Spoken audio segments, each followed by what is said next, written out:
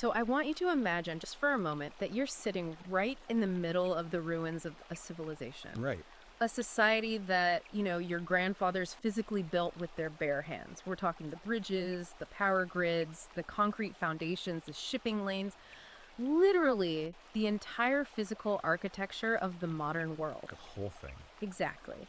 But the very institutions that benefit from all of that labor have somehow, over time, trained you to apologize for the sweat they left in the concrete. Yeah, it's a stark image. It is. Now, imagine a scenario where the builders of that infrastructure, the ones who are, fully expected to maintain it, look around at a system they feel is actively working against them. And they just decide to put down their tools. They just walk away. They just walk away. What happens when the architects of a society just refuse to build the house anymore? I mean, it is a profoundly chilling thought experiment. Yeah. It really forces you to look at the invisible social contracts that we just take for granted every single day. Right, totally. Because it's about the underlying mechanisms of how a society functions. Yeah. And, I mean, more importantly, what happens when one half of that society feels those mechanisms have been fundamentally weaponized against them.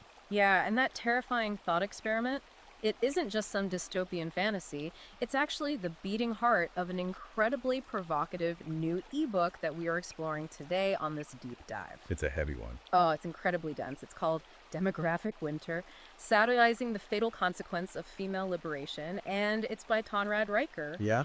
We are going to spend this time really unpacking the mechanics of his argument. And, if you want to experience the raw source material for yourself, because it is a wild ride, you absolutely need to check out Amazon Kindle or Google Play Books to buy a copy. Highly recommend reading it directly, yeah. For sure. And be sure to follow the author at Conrad Riker on Substack. Oh, and just a quick reminder up front, if you enjoy these deep explorations, please like and subscribe to the deep dive wherever you're listening right now. It really helps us keep doing this. It does. Yeah. And I think we need to set the stage very clearly regarding the context of this book, right? Because Riker's text is explicitly written for a men's rights activist audience. Right, the MRA space. Exactly. It's specifically aimed at what is often called the red-pilled manosphere community. His stated goal here is to provide this comprehensive framework for understanding the history of our foundational institutions, specifically before, as he argues, they were totally captured by feminist and neo-Marxist ideologies. Which honestly brings me to a very important, very explicit disclaimer for you, the listener. Because this source material contains some highly politically charged content. I mean, touching on very intense left-wing and right-wing themes, we are issuing a firm rule for this conversation. Practically essential. We are not taking sides. We are not here to endorse the viewpoints of this content, and we aren't here to condemn them either. Right, we're totally neutral. Exactly. Our mission today is just to impartially report on these ideas and explore the author's arguments objectively. We really just want to help you understand the architecture of this specific worldview. How it's constructed. Yeah, how it's constructed, the historical data he uses to make these massive claims, and, just the internal logic driving the whole thing. Precisely.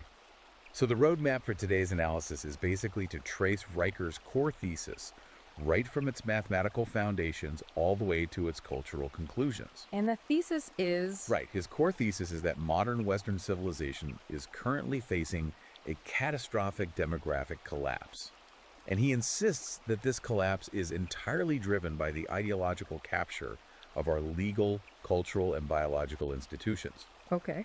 And from there, we'll trace the exact steps he outlines for how men can supposedly reclaim their sovereignty in the face of this collapse. Okay, so let's just start with the math, right? Because the title itself, Demographic Winter, it relies heavily on numbers. Riker isn't just vaguely complaining that society is changing. He is claiming Western civilization is undergoing a terminal demographic sunset. He brings the receipts. He really does. He points to these incredibly stark fertility statistics. We're talking about a total fertility rate in South Korea of 0.72. Japan is at 1.20. The United States is sitting at 1.64. And, I know the mathematical replacement rate, the absolute baseline number of children needed per woman just to keep a population stable without immigration is 2.1. Right, 2.1 is the magic number. But help me understand the actual on-the-ground mechanics of a number like 0.72. What does that actually look like in a functioning society?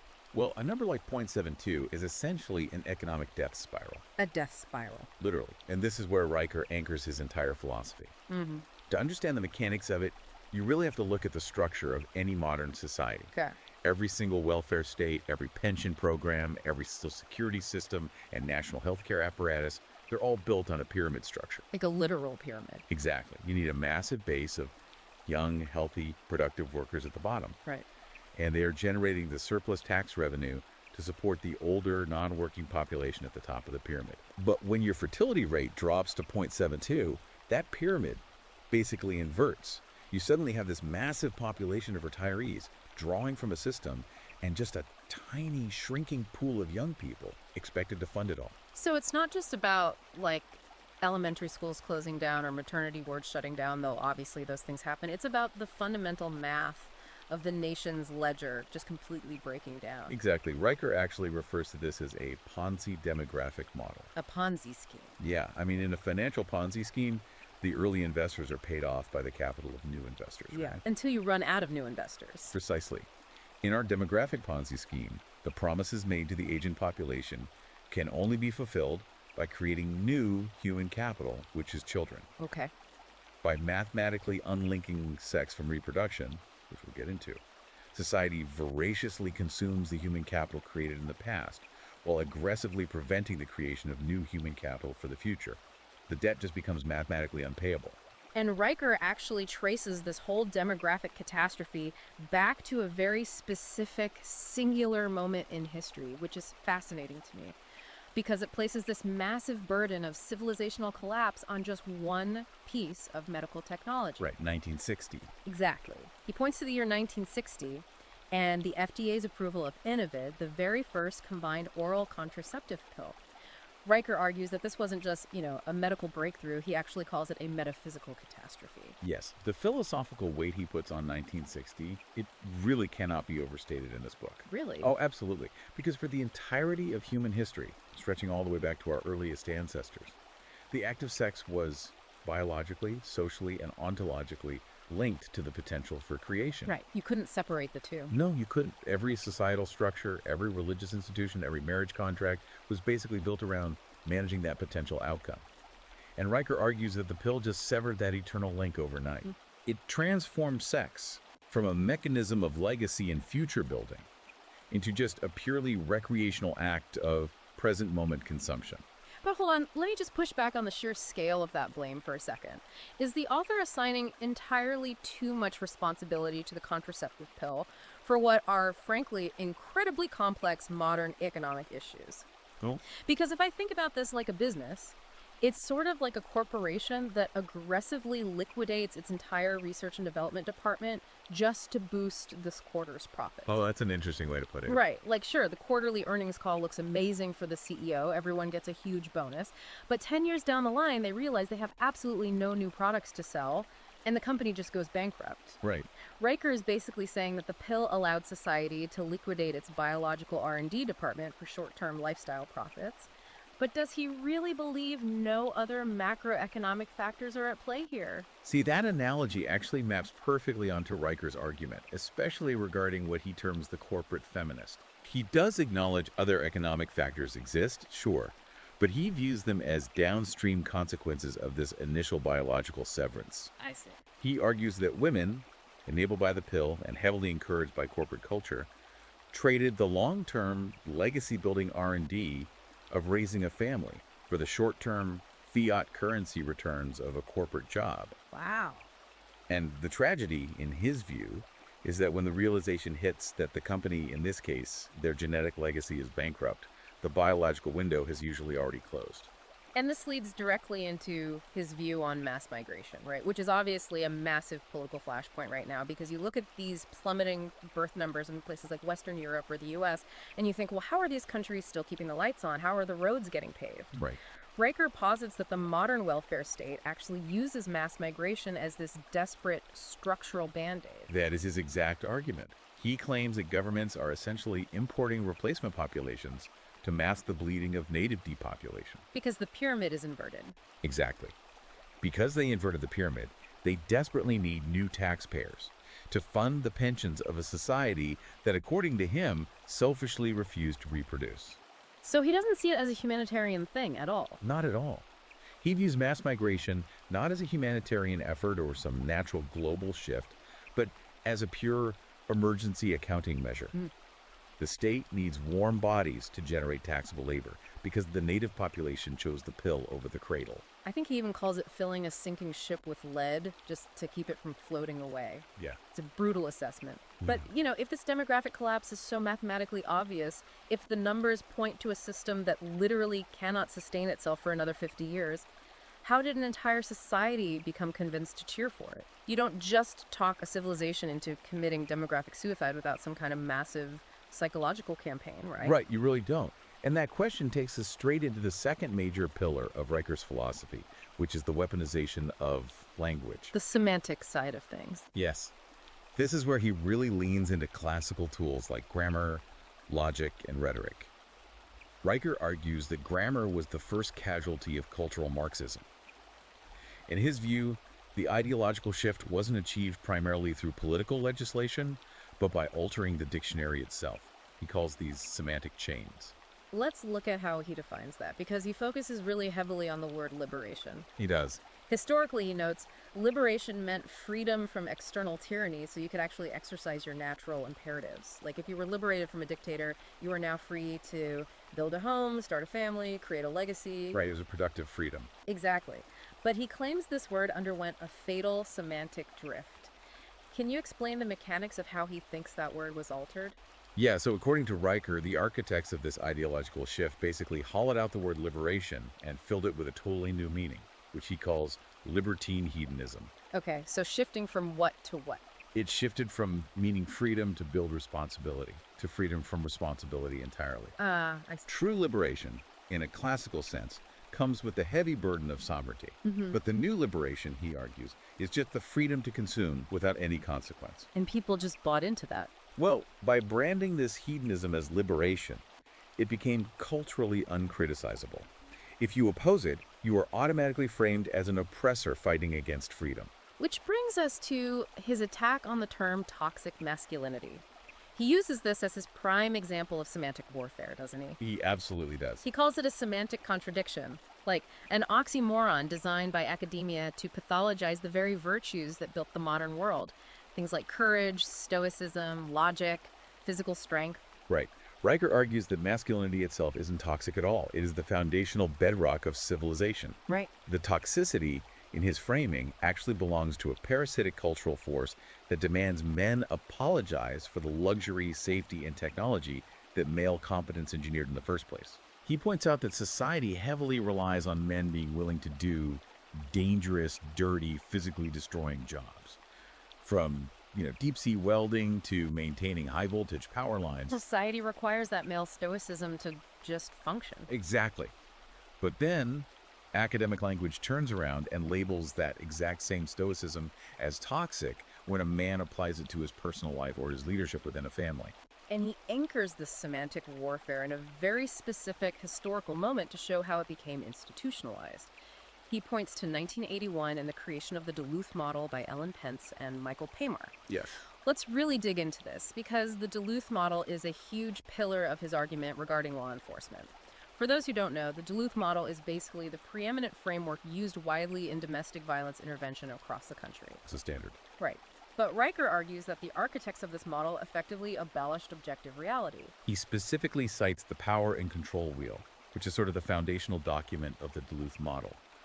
To really understand Riker's fury here, you have to understand how this wheel operates mechanically. Okay, walk me through it. The Duluth model operates on a neo-Marxist paradigm that essentially assumes all domestic discord is rooted in patriarchal oppression and male control. Okay. So it isn't primarily looking for evidence of physical violence. It is actively looking for evidence of a power imbalance. Riker claims the wheel doesn't function as a sociological tool, but almost as this religious talisman that pathologizes normal male behavior as intrinsic violence. Can you give me an example of how that actually works in practice? Like, how does a model designed to stop violence end up pathologizing normal behavior, according to him? Yeah, so under the framework of the Duluth model's power and control wheel, things like economic abuse and emotional abuse are categorized right alongside physical violence. Riker argues that this completely bypasses empiricism. For instance, if a husband manages the household budget because he is an accountant and his wife is terrible with money, under this model, He can be accused of economic abuse and coercive control. Wow. Or, if he is stoic and refuses to engage in an emotional screaming match, he can be accused of emotional withholding and psychological abuse. The framework is designed so that traditional masculine leadership is inherently viewed as oppressive control. Okay, I need to interject with a serious reality check here because domestic violence is a very real, horrific, physical issue. We are talking about broken bones, shattered lives, actual physical terror. Absolutely. How does Riker reconcile his absolute hatred of the Duluth model with the historical and present reality of men physically abusing women? It just feels like there's a massive risk of minimizing actual harm by focusing so much on the academic theory behind the intervention. It is a really critical distinction to make. Riker's argument isn't that physical violence doesn't exist, nor is he defending physical abuse in any way. Okay. His argument is purely about how the legal system defines and prosecutes violence. He believes the Duluth model intentionally blurs the line between actual physical harm, which is an objective empirical crime, and subjective emotional discomfort. I see. By making emotional abuse or economic control legally actionable right alongside physical violence, he argues the system gives women a subjective, unfalsifiable weapon to wield against men. It lowers the burden of proof from "he hit me" to "he made me feel controlled." It's almost like a semantic virus. A virus. Yeah, if I can use an analogy to try and map out how he views this, he sees this language not as a descriptive tool to help victims, but as a Trojan horse. Oh, I like that. Right. You bring the beautiful wooden horse of protecting the vulnerable into the gates of the legal system, and nobody wants to turn away protection for the vulnerable. Right, of course not. But hidden inside the horse are these redefined terms that dismantle the male mind. Suddenly, being stoic is emotional withholding, and being protective is controlling. The virus rewrites the operating system of the legal structure so that masculine virtues are recognized by the system as malware. That is an incredibly apt analogy for Riker's worldview. Once the virus rewrites the operating system, the machine starts automatically quarantining and deleting the very programs it needs to function. Wow. And that transition from language to law, from the dictionary to the courtroom, is exactly where Riker takes us next. Because changing language in a university sociology department is one thing, but enforcing it on the general population requires institutional power. Right. Which brings us to the concept he controversially titles the marriage plantation. The marriage plantation, it is a deliberately inflammatory term. Very much so. Riker asserts that the modern state functions as what he calls the institutional husband. He argues that family courts have been weaponized into an extraction mechanism. Basically, the state uses the threat of legal violence. Men with guns showing up to put you in jail if you don't comply to extract male wealth. Right, through alimony, asset division, child support. Exactly. And all of it to fund single motherhood and bureaucratic bloat. And to understand the mechanics of this extraction, Riker points to another massive historical pivot point. 1969. What happened in 69? This was when Governor Ronald Reagan signed the California Family Law Act, which introduced the concept of no-fault divorce to the United States. Right. Okay. Prior to this, if you wanted a divorce, you had to actually prove a fault, adultery, abandonment, extreme cruelty, something like that. Riker argues that no-fault divorce was the fatal blow to the institution of marriage. But why does he view the removal of fault as the destruction of the institution? I feel like many would argue it just allowed people to escape unhappy situations without dragging each other through the mud in court. Well, historically, Riker notes, marriage was a binding legal contract that tied male provision and protection directly to female fidelity and support. It was a reciprocal exchange of obligations. Right. No-fault divorce, in his view, unilaterally destroyed the enforcement of that contract. It allowed one party, and he points out that statistically, women initiate roughly 70 to 80% of divorces, to unilaterally dissolve the contract for any reason, or literally no reason at all. While still keeping the benefits. Exactly. While still maintaining the right to the financial benefits of the contract. He argues it allowed the state to forcibly divorce men from their assets, their homes, and their children to subsidize female independence, with zero reciprocal obligations required from the female. It's just a brutal, purely economic analysis of marriage. He's essentially saying that the state became the ultimate beta provider. The state steps in to guarantee a woman's lifestyle using the ex-husband's money, backed by the threat of state violence. And he doesn't just stalk at the family court system either. He applies this exact same lens of legal extraction and the erosion of due process to the university system. The Title IX stuff. Right, specifically citing the April 2011 Dear colleague letter from the Department of Education under the Obama administration. Yeah, that letter is a critical piece of his puzzle regarding the legal architecture. The 2011 directive fundamentally changed how universities handle sexual assault and harassment allegations under Title IX. Oh, so. Well, prior to this, many universities used a clear and convincing standard of evidence, which is, closer to a traditional legal standard. The letter mandated that schools lower the burden of proof to a preponderance of the evidence. Let's clarify what that means for a college student facing a tribunal. What is the functional difference between clear and convincing and preponderance of the evidence? Preponderance of the evidence simply means that it is more than 50% likely that an incident occurred. It is literally a 50.1% threshold. Wow, just barely tipping the scale. It's exactly. Riker claims this functionally repealed the presumption of innocence for men on college campuses. He argues it created a system of kangaroo courts where a mere accusation, completely devoid of physical evidence and judged by university administrators rather than legal professionals, carries the weight of a conviction. So a career could be ruined on 50.1% certainty. Right. He says it destroyed the lives and careers of young men based entirely on subjective allegations. He even calls it the formal adoption of the, and this is a quote, female masturbatory fantasy of the always believed victim. Again, intensely provocative language. Designed to shock, for sure. But here's where his analysis gets genuinely fascinating to me, because he points out a striking contradiction within feminist ideology itself regarding this legal apparatus. Oh, the prison analogy. Yes. He notes that many feminist theorists claim that the institution of marriage is a patriarchal prison designed to enslave women. It's an oppressive structure designed by men for men. But if that's true, Riker asks, why do they violently cling to the legal mechanisms of alimony and asset division? If marriage is a patriarchal prison, why do you demand the patriarchal prison continue to pay your rent after you escape it? It's a paradox he hammers relentlessly. He argues that if the institution truly is a prison, the modern corporate feminist is the inmate begging the warden to let her stay just so she can fleece the guards. That is such a wild image. He says she champions the absolute independence of the career woman, boasting that a woman needs a man like a fish needs a bicycle. Yet the moment the marriage dissolves, she magically transforms into a helpless dependent requiring a lifetime male subsidy. Wow. He views this as pure intellectual dishonesty driven by raw resource extraction. She wants the freedom of a man with the safety net of a traditional wife. Right, it's literally like an inmate staging a grand prison break, but then demanding the warden keep depositing money into her commissary account for the rest of her life. Exactly. So, if the legal and economic deck is stacked against men this heavily, if the laws of divorce and campus tribunals are designed to extract and punish, as the author claims, how does this impact the most primal human interaction of all? The dating scene. The mating market. Yeah, and this takes us right into the realm of evolutionary psychology and what he terms the algorithmic harem. This is where Riker applies biological imperatives to modern dating, drawing really heavily on older anthropological works. Like what? Well, he cites Robert Briffault's 1927 book, The Mothers, to explain the concept of female hypergamy. Now, hypergamy is a term that gets thrown around a lot in these spheres. Let's clearly define it so we understand the baseline of his argument here. Sure. In evolutionary psychology, hypergamy is the instinctual biological drive of females to select a mate of higher status. Historically, this meant the apex predator, the strongest warrior, or the optimal provider.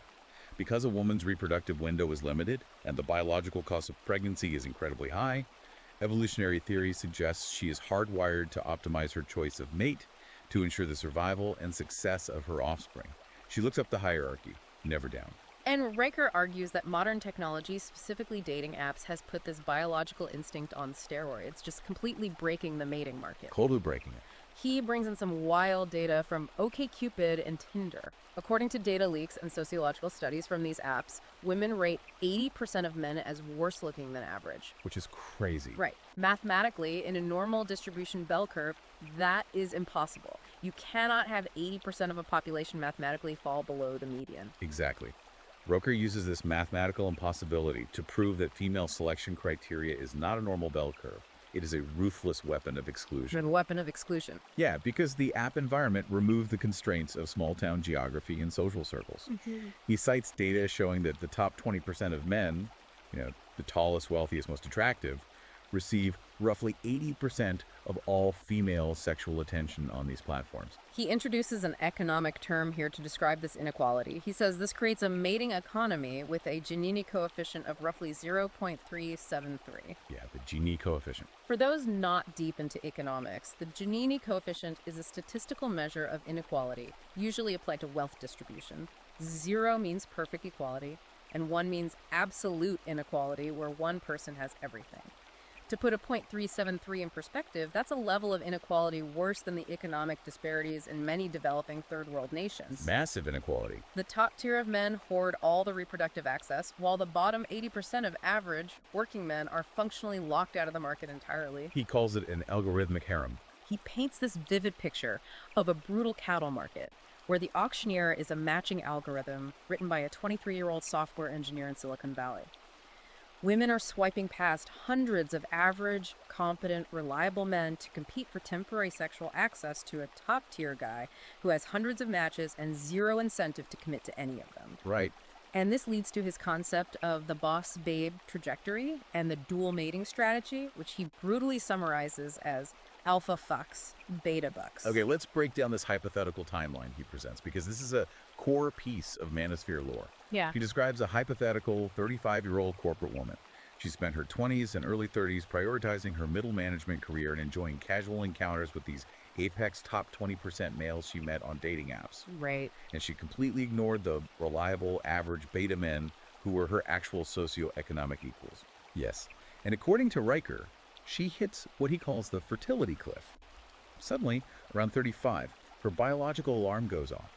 Her physical sexual market value begins to drop relative to, say, 22-year-old women, and she realizes the top 20% of men she was casually dating have absolutely no intention of marrying her. So what does she do?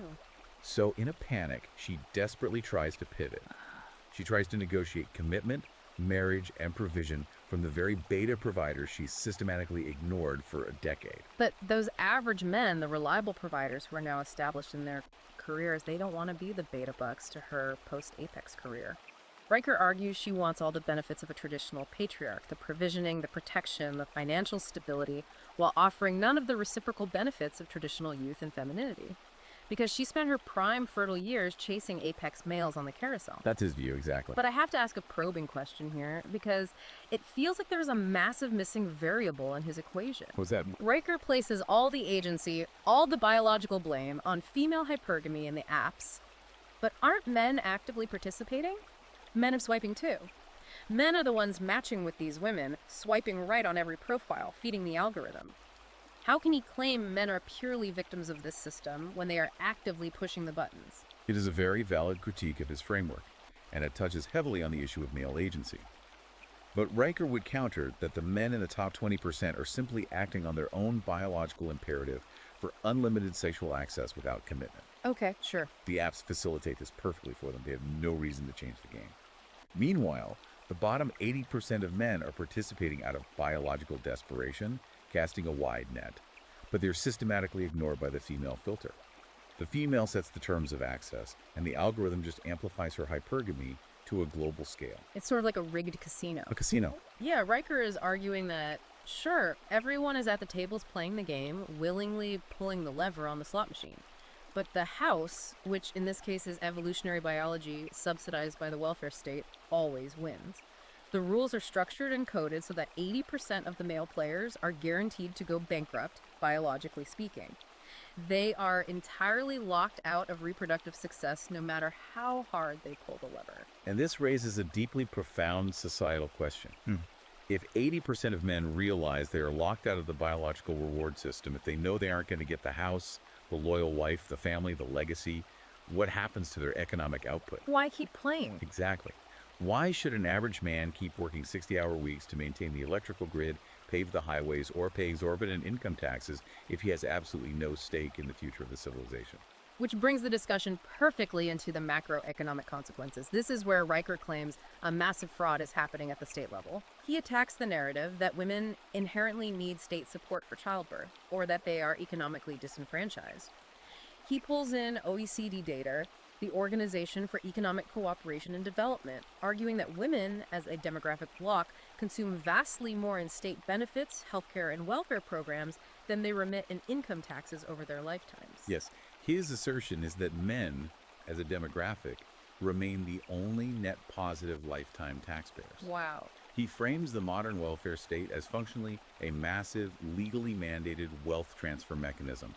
It takes the surplus labor and tax revenue of male producers and transfers it to female consumers, basically replacing the traditional role of a husband with the bureaucracy of the state. That's a huge claim. It is. And to show where the real economic value lies, he contrasts this modern corporate feminist consumer with the traditional homemaker. The numbers he uses to quantify the value of a traditional homemaker are staggering. I think they really challenge a lot of modern assumptions.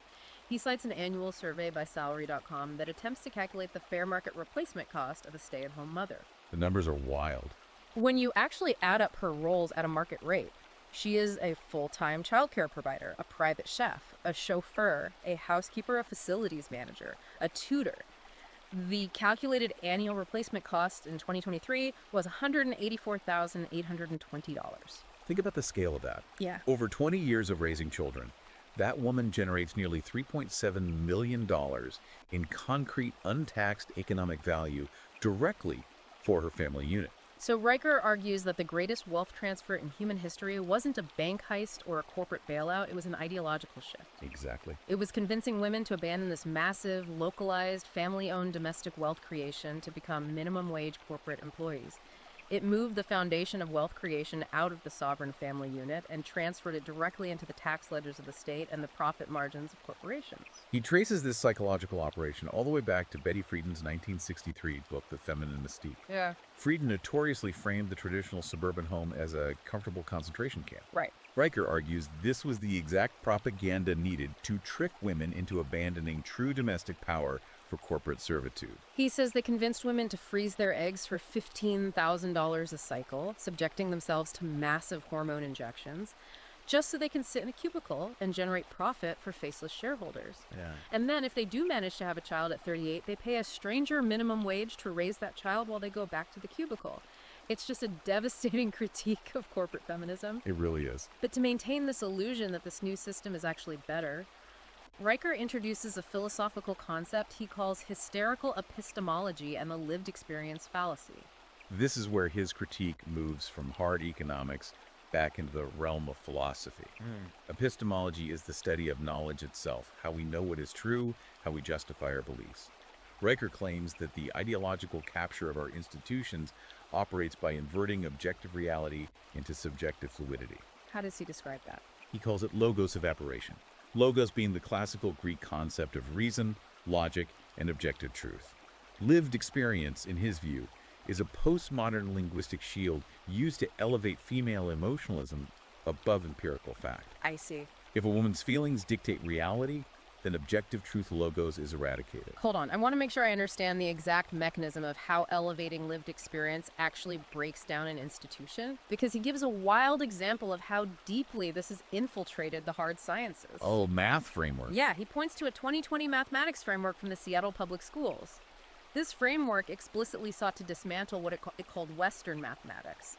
It questioned the concept of objective right and wrong answers, framing the demand for empirical correct answers in math class as an expression of white supremacy and patriarchal control. Yeah. How does attacking math work mechanically to further this agenda? Because mathematics is the ultimate bastion of logos.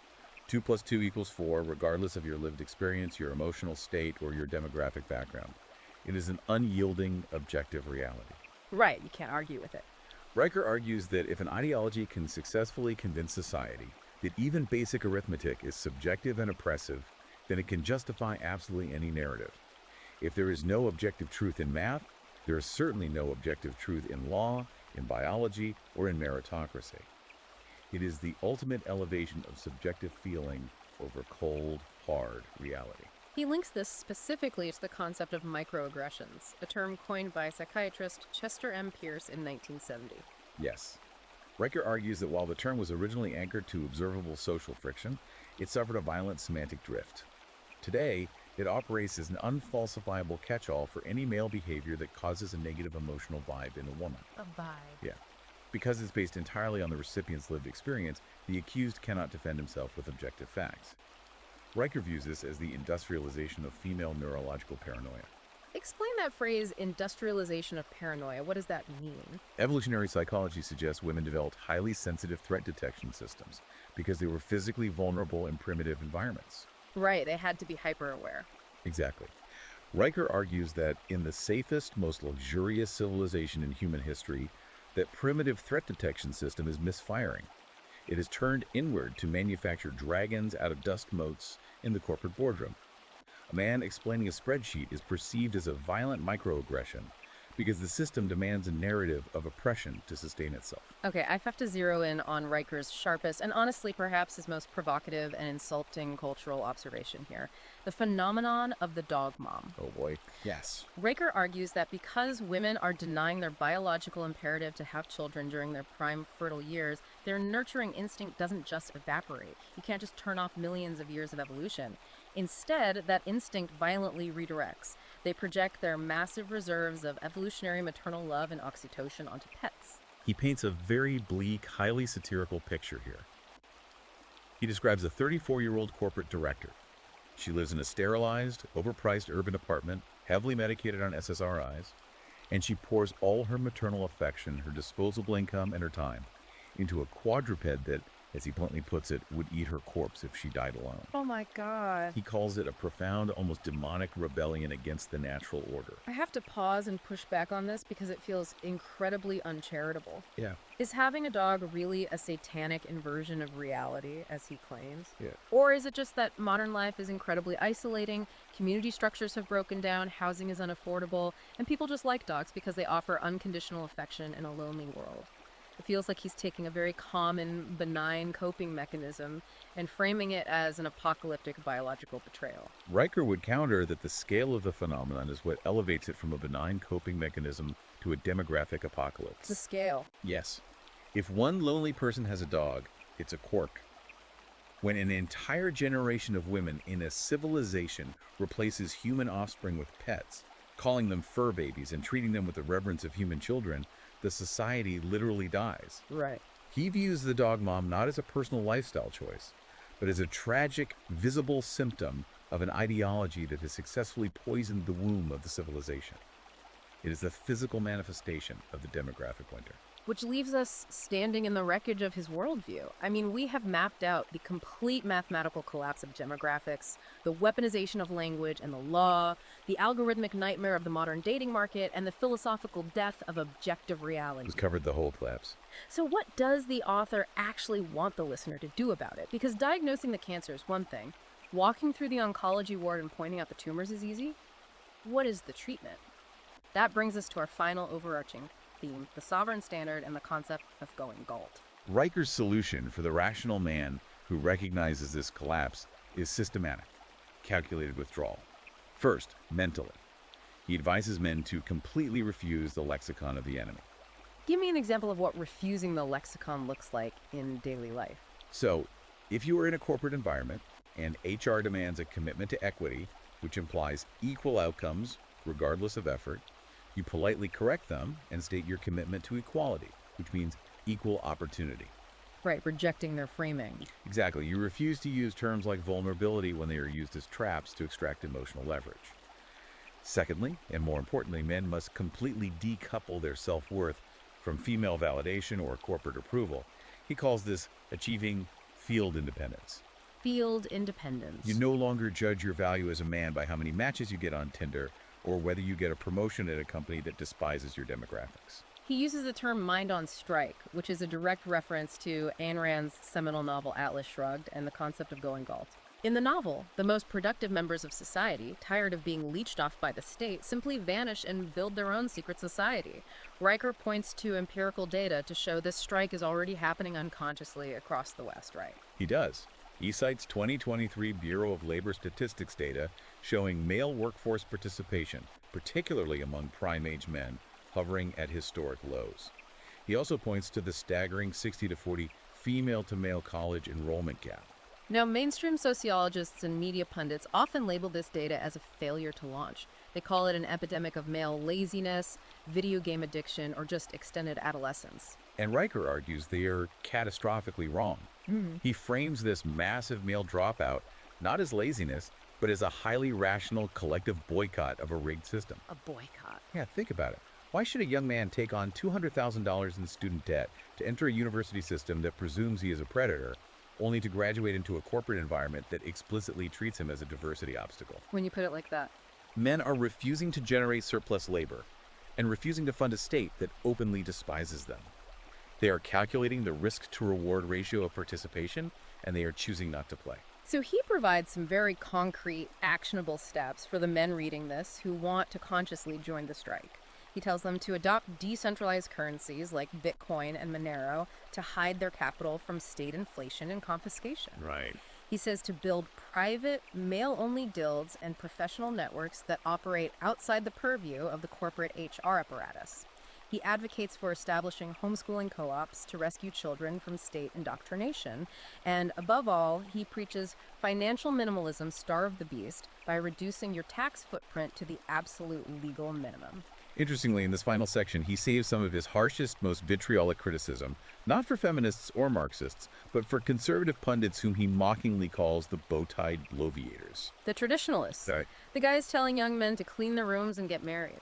Yes, these are the traditional conservatives who tell young men to man up, get married, go to church, and embrace the traditional provider role. Riker views this advice as monumental cowardice and active betrayal. Betrayal? Why? He argues these pundits are commanding young men to walk onto a legal battlefield where the artillery of no-fault divorce, Title IX, and family courts is aimed squarely at their backs. He says they are sacrificing young men just to maintain the aesthetic of a traditional society that no longer legally or culturally exists. But let's think about this logically. I have a major problem with his ultimate conclusion here. Okay, what is it? If Riker's stated goal is to save Western civilization from a demographic winter, doesn't his advice to go galt, become a digital nomad, hoard Bitcoin, and actively starve the system, doesn't that accelerate the exact civilizational collapse he just spent 300 pages mourning? That is the central, unresolvable tension of his entire philosophy.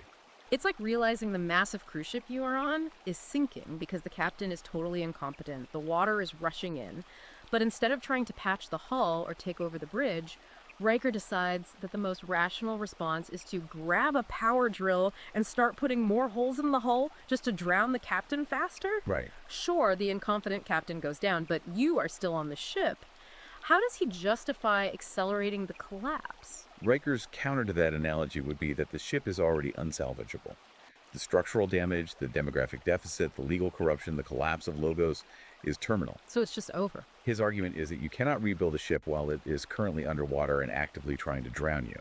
You have to abandon it, let it sink to the bottom, and build a new parallel structure on dry land using only the men who are smart enough to survive the wreck. He fundamentally does not believe the current institutional framework can be reformed from within. Voting won't fix it. Protesting won't fix it. It must be starved. Wow, okay. That is a heavy, dark place to land. But it brings us to the end of our deep dive into the architecture of this book. We've mapped the math, the law, the culture, and the proposed strike. But we always like to leave you, the listener, with a final provocative thought. Something to mull over as you go about your day that builds on what we've discussed, something the author perhaps leaves unanswered. Think about this. If Riker's diagnosis is entirely correct, and the most competent, rational, productive men fully withdraw their labor, their capital, and their physical protection to form parallel sovereign societies, what is the actual endgame of that collapse? Right. Does the old system peacefully fade away into a quiet, primitive favela, as he suggests? Does the welfare state just quietly run out of money and power down? Or does the collapse of a high-trust, heavily resourced, technologically advanced society trigger something far more chaotic and violent? A collapse where the state, desperate for resources, turns its remaining power against those very parallel structures. Can you truly separate yourself from the blast radius of a falling civilization? It's the ultimate question of whether the sovereign man, standing on his balcony watching the sunset, will eventually have to deal with the fires burning in the city below. Because historically, when empires fall, they don't fall neatly. An incredibly heavy thought to end on. But that is the point of this show, to take these dense, controversial ideas and look at them unflinchingly. Just another reminder, if you appreciate this kind of rigorous breakdown, please like and subscribe to the show. Today's exploration was based on the highly provocative ebook, Demographic Winter. Satirizing the Fatal Consequence of Female Liberation by Conrad Riker. If you want to dive into these arguments yourself, make sure to check Amazon Kindle and Google Playbooks to buy a copy, and follow the author at Conrad Riker at Substack. Thank you for joining us on this intense, impartial exploration of some very charged source material. We hope it helped you understand the mechanics and the logic of this specific worldview, regardless of where you stand on it. And remember, keep thinking critically about the institutions around you. Question the language, question the math, and look at the foundation. After all, you don't want to be the one left holding the hammer when the rest of the builders have decided to walk away. Until next time.